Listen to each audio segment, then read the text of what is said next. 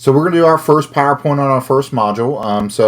We're going to look at citizenship. So we're looking at citizenship in the way that it is in our country, and a little bit of the roles and responsibilities that you have as part of our American democracy and our American government. We're going to look at some specific things, such as what does it mean to be a United States citizen? How do you become a United States citizen? What rights and responsibilities and duties you have? And how has the interpretation, perception of citizenship changed over time? So, first thing we're going to look at is the question is, what is citizenship? Now, the concept of citizenship itself goes back to ancient Greece and Rome. And so at that time, only men who own property were considered to be citizens. Now, you do have some certain circumstances where you've got Sparta women that do have power and gain citizenship in Sparta. But for the most part, citizenship is deemed for the upper class of the population. Now, a definition of what citizenship is, a citizen is a member of a state or nation who owes their allegiance, so owes their life basically, to the governing body in exchange and receives protection and benefits. So your rights, your duties, and responsibilities. So as a United States citizen, you owe some kind of allegiance, you owe some kind of oath, per se, to a governing body that governs your country. And so, the United States, we owe an allegiance to the United States government, which is, fortunately, a government by the people for the people. In some other countries, you've got Iran, or you've got communist China, or North Korea, where you owe allegiance to a communist party, a party that is ruled by a certain person, not by the people. And so it's a little different in how you determine, not necessarily how you determine citizenship, but what citizenship looks like in those countries. And so we look at American citizenship in itself. Now, it is representative by the Latin term that is part of our culture and a part of our symbolism in our country. It says, e pluribus unum. Now, what that means out of many, there are one. So out of many cultures and out of many people that we come to America, we are one nation. Okay, and so the United States has a lot of diversity and differences, but we must stand together as one behind certain common values. And a part of that is we have the value of protecting our country, or value of equality of people, equality of jobs in our country. And that's one, the values that we hold true, because really hold on to that diversity in our culture. So let's look at that diversity in a historical perspective. So we look at the 1600s. So when we first come to America, there were it's mainly French, British, and the Spanish arrive. Okay. So like in North Carolina, you've got Scottish that settle the mountains, the Highland Games that happens in the mountains, and that's because the Scottish settled there. Then you've got French that end up settling Louisiana and parts of Canada because of the Mississippi River. And so in that time period too, we see in 16 to 1800s that African Americans were here as well, but unlike America, the English and French and Spanish that come over here looking for that religious freedom and other freedoms that they did not have in their countries, African Americans were brought over here in a forceful manner. They were brought over here through slavery.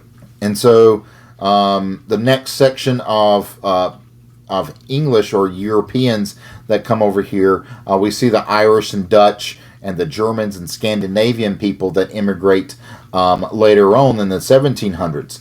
If you look at the Germans, so Germans, how many of y'all ever been to Amish country? Amish country are descendants of Germans. Okay, Scandinavians end up selling parts of Minnesota area. And so we've got these diverse group of Europeans over here, and we've got the forceful migration of Africans over here at this time period in the 16s and 1700s. But what it leads to is in 1776 we gain our independence from Britain. Now, in the early 1800s, after we've gained our independence, we go through this Industrial Revolution. This Industrial Revolution creates more migration of people from Europe to America to find jobs. Mostly Italians, Eastern Europeans, Chinese immigrants. And so if you look at since World War II or World War eras in America, there's more people have come from Latin America, South America, the Middle East, and Southeast Asia to America as compared to other times in our history where it's been more of a European migration over. And so because of that, we reference America as a mosaic or a tossed salad. In grade school, there was a common thought when I was growing up that we were called this melting pot, and in this melting pot, you've got all these different kinds of people that are jumping into this pot of soup, and they all come together and they meld and they create this one form of soup, the American soup. But as we've grown in a nation, we've really looked at this identity. And we've changed it. We've changed it to that American mosaic and the salad bowl theory, where in a salad bowl we have lettuce, we have tomatoes, we have cucumbers, we have cheese, we have croutons. Okay, but we can toss this salad, and when we look down, we still see the individual pieces because they're individually important for their culture. As a person, you don't want to come over here from some other country and lose part of your culture because that's who you are. And so that American mosaic is the same thing, where you've got this huge picture of America, and when you pull out, okay, Americans aren't necessarily, it's not clumped together, but these little dots that form this picture, okay? And a part of this American mosaic, we try to retain our diverse identities. We are united with the shared values of freedom, equality, and opportunity that exist in this America. So common values that we strive to protect and reach for as we reach for freedom. Okay, freedom for everybody. Equality of races, equality of genders. Okay, so it doesn't matter if you're a man or woman, or if you're Hispanic, African American, Chinese, or white. There's equality among us. That's our goal. That's our common view. Okay, we have a land of opportunity. We have justice within our culture, within our society. That's part of our preamble to our Constitution. Unity. We are united in views. We respect each other, and we have this idea of the American individualism, because the American dream, where you can come over here and benefit from hard work that you're going to put in, and you become individual successful. Now, all these are perfect ideas and common values that we all share, okay, and we all like these are things that we cherish.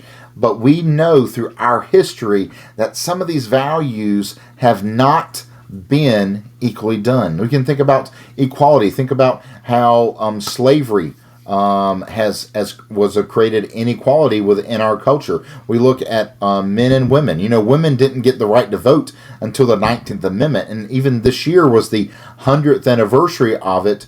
So it was in the 1920s before women got to vote. And so there's that whole equality feature that we are striving for as a country, but not always live up to, but it is still something that we strive for. Now, the Constitution and Declaration of Independence are our major documents that help lay out these values of the United States. And a part of that American value, the thing that really leads to these American values is popular sovereignty, where we've got a government that exists through the consent okay, of those that are governed, meaning that you, as a person, give the government their right to rule us. And that's probably that social contract theory, or that social contract that we have with our federal government. We can think about the social contract that we did in class, and how that applies to the federal government, where we are consenting to be governed by the United States government. Now, American citizenship itself is based upon those values. And people from around the world have taken the opportunity to immigrate to the United States and eventually gain that citizenship that we have in America. And we can look at Lady Liberty's torch as a symbol of a beacon to the rest of the world that America is this land of the free and home of the brave, where you can gain quality in the American dream. And so, to become a United States citizen, we have to look at a few ways about the citizenship, how well we've gained it. So there's two ways. One, the 14th Amendment classifies on how to become a citizen. And then you've got the birthright, meaning that if you're born on a U.S. soil, or one of your parents is an American citizen, you are considered a citizen. Then there's the naturalization process. This is where you're coming from another country and you are giving up your citizenship in that country to take the citizenship of the United States. Now, this whole naturalization process takes a very long time. It can take 5 years, but it's usually more because the backlog to gain citizenship through the naturalization process is so backed up that it takes a lot longer than those 5 years. Now, if you are married to an American citizen and you're from another country, that process does go a little faster because it's a little different circumstances. And so we look at the naturalization process. So we look at step one. You go up there and you determine if you are eligible to become a United States citizen. One of the big things is that you can't be convicted of a crime in one, the country you're coming from, and two, in the United States if you've come over. Secondly, you're going to prepare and submit a form called the N-400 form, and it's basically your application for naturalization. Then, after you complete the application, they're going to run you through a big database to see if you've committed crimes. And so they're going to use your fingerprints and a photograph, not a photography. You're going to complete the interview that you're going to have with an interviewer over your naturalization. Then you're going to receive a decision from the USCIS on your form N-400, and you're also going to have to take a test. Okay, this is just a citizenship test, and a lot of it's the same information that you're going to gain through U.S. history class and the civics class. And so the last step is basically taking your oath of office or your oath of allegiance to the United States, where you gather together with a group of people that are doing the exact same thing, and you are asked to recite an oath about your allegiance, your citizenship, and your life to the United States. And so once you've gained this naturalization, which becomes a citizen, you're guaranteed certain rights, but you also remember you're guaranteed certain rights because you are human. And so rights themselves are principles or freedoms that you are entitled to because you are a citizen of a particular society. And so in the United States, these are your natural rights no matter if you're American or not. You have the right to freedom of speech, the right to talk, the right of press, the right of petition, the right of religion, and the right to assembly. Okay, so the right to talk, the right to print material, the right to petition your government, religion, the right to practice your own religion, and assembly, the right to have a protest and a peaceful protest. Okay, you also have the right to bear arms, and I'm not talking about the arms of a bear. Okay, I'm talking about the right to have guns. But remember, that goes into the Second Amendment where they're actually talking about a militia. Okay, you have the right to free and public education.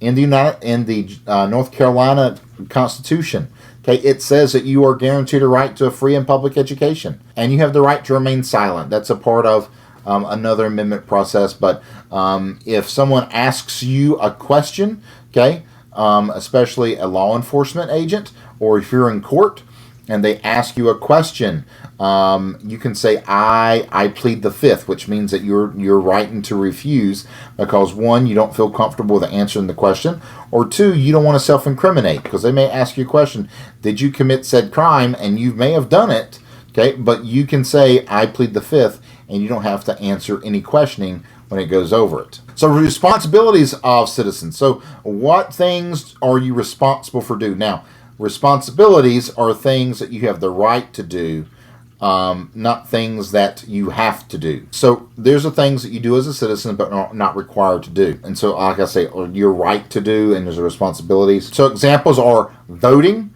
participating in the political process. Either you're Democrat, Republican, or whoever, but participate. Don't sit back and complain, but actually do. The right to community service, the right to go there and clean up trash, the right to do things to help your community be better than it is. Cleaning up the environment, stay informed of community issues, and promoting the common good. But really, when we look at these responsibilities, I think the biggest one is voting. Voting is not required by law. It does not say that if you don't go vote, you're going to be arrested. Not in America. In America, it is your responsibility to go and participate in the political process through voting. And if you don't vote, you can't complain because you are not letting people know your thought through voting. Then duties. So duties are things you must do. No matter what, you must do these. One is you must serve on a jury.